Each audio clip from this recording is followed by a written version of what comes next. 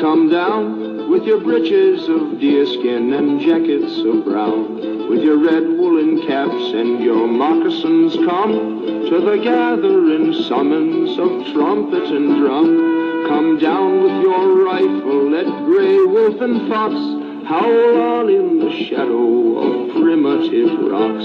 Let bare feet securely from pig pen and stall. Here's two-legged game for your powder and ball.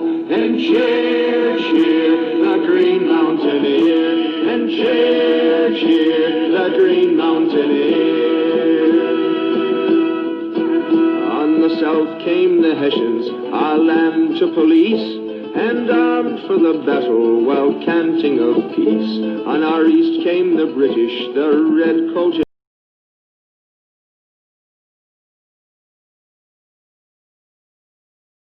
I've been thinking about replacing the rear sight on my Smith & Wesson MP15. I don't shoot this one very often. I don't think you've seen it but once on the channel. In my closing videos you can see it in action. But it has the Magpul MBUS, Magpul backup sight. You hear a lot of people referring to MBUS as metal backup sights. I have no idea what the real acronym is, but anyways, there you go. And those of you that are observant are going to notice that, yes, the selector is in the fire position.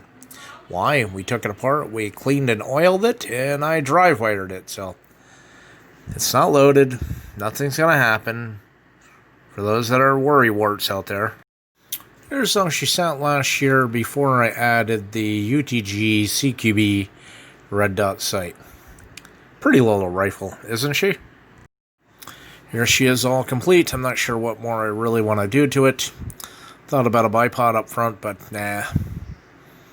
Kind of defeats the whole damn purpose. So anyways, not sure if we're going to keep this MBUS rear sight, or go to a UTG Slim, or put something on there like a Troy. But the Troy, I hate to be frugal, $164. I think I've seen a Daniel Defense for $94. But this one's nice, so when I don't want the lower 1/3 co-witness, I can pop it down and, it doesn't interfere with anything. And then when I want absolute 1/3, it's right there, and it's dead on. Here's the MBUS looking back at it. Yeah, my room is kind of dark here. I'll get the flash on. Maybe I should have shut the flash off. But anyways, it's zeroed in. And that's the small aperture. That's what you get. That's what you see. Those little dots up on the dog ears, they do have a little fluorescent paint marker. I don't know what's inside of them. It's not iridium. But they do light up ever so slightly.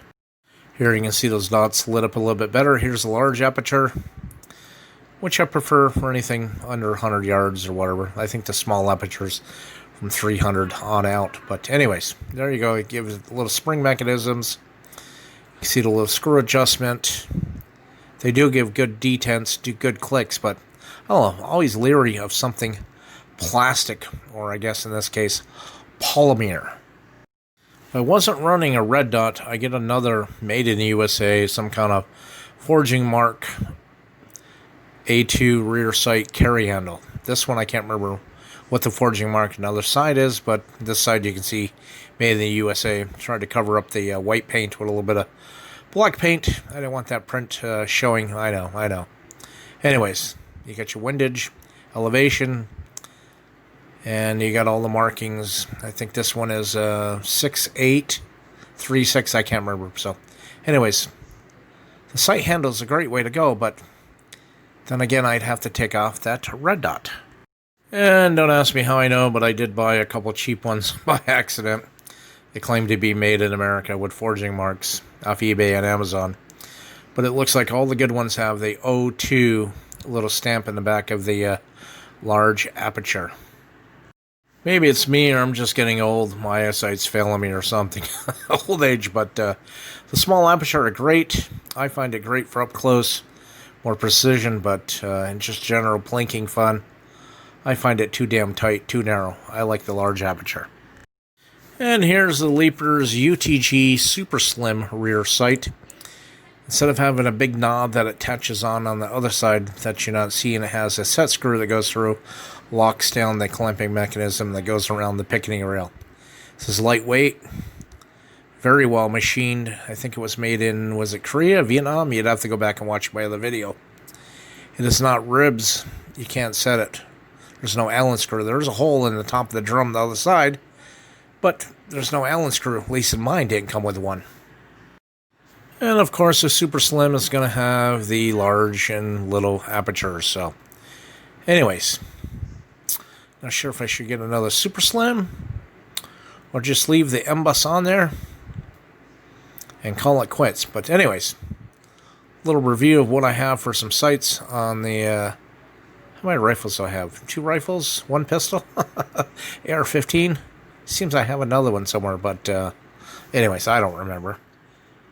Too many toys. In our east came the British, the red-coated band, to hang up our leaders and eat up our land. Oh, all to the rescue, for Satan shall work. No gain for the legions of Hampshire and York. They claim our possession, the pitiful knaves. The tribute we pay shall be prisons and graves. And cheer, cheer, the Green Mountaineer. And cheer, cheer, the Green Mountaineer. We owe no allegiance, we bow to no throne. Our ruler is law, and the law is our own. Our leaders themselves are our own fellow men, who can handle the sword and the scythe and the pen. Hurrah for Vermont, for the land that we till must have sons to defend her from valley and hill. Our vow is recorded, our banner unfurled. In the name of Vermont we defy all the world. Then cheer, cheer, the Green Mountaineer. Then cheer, cheer, the Green Mountaineer. Then cheer, cheer, the Green Mountaineer.